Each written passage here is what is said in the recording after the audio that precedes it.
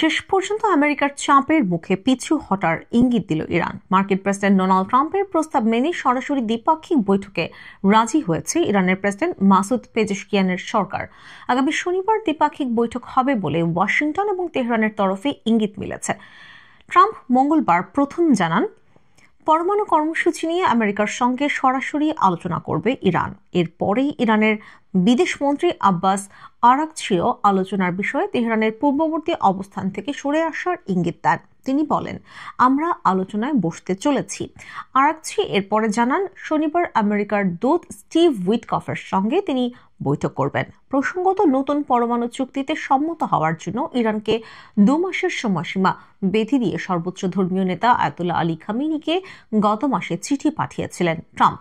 ওই চিঠির পরেই আরাগচি ওয়াশিংটনের সঙ্গে আলোচনার সম্ভাবনা খারিজ করে বলেছিলেন, আমেরিকার সঙ্গে আর কথাবার্তা এগোনোই সম্ভব নয় যদি না বিশেষ কিছু জিনিস ওরা বদল করে।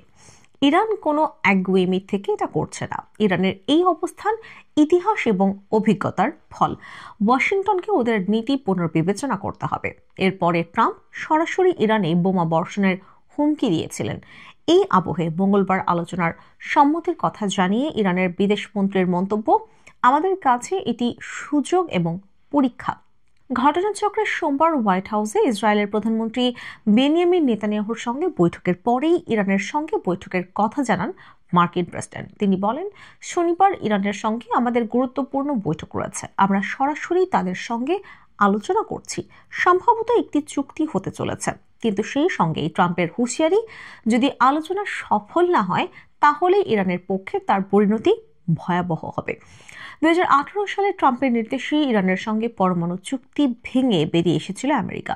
এবার কি তার উদ্যোগেই নতুন পরমাণু সমঝোতার পথে পা বাড়াবে ওয়াশিংটন তেহরান?